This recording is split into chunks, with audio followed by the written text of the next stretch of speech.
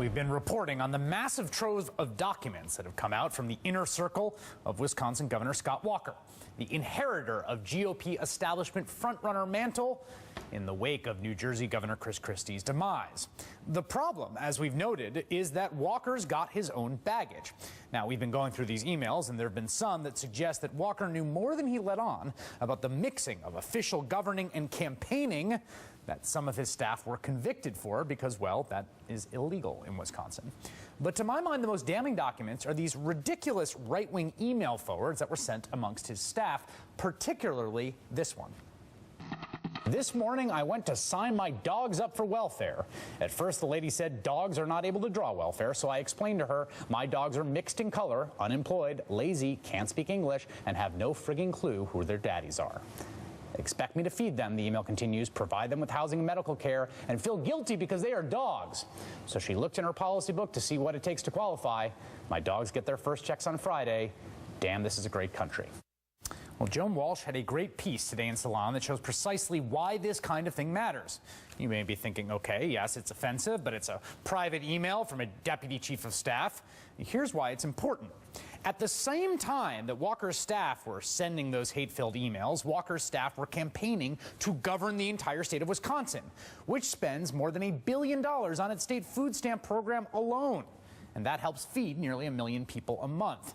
Now, states play a crucial role in the management of public assistance programs, determining eligibility, delivering services, responding to complaints. And as it turns out, Scott Walker was already governing a place that did just that, only on a smaller scale. Welcome to Milwaukee County, where in 2010, Walker's last full year as county executive, the poverty rate was 21.5%. That's nearly 7 points higher than the national average at the time.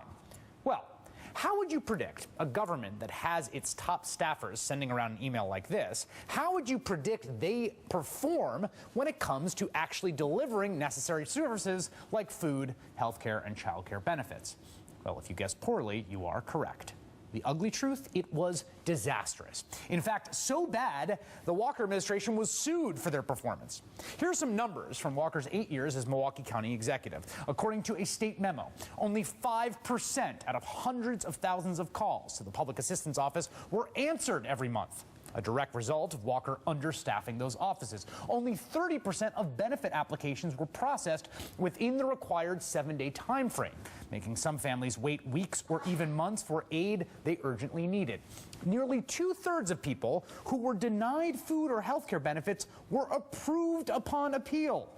And nearly 1 in 5 eligible applicants were cut off from the program entirely. In fact, those numbers were so bad, it led the state of Wisconsin to take drastic, unprecedented measures. The state took over administering public assistance for all of Milwaukee County while Walker was running Milwaukee County. Now, here's a cardinal rule in American politics, one that we ignore all the time.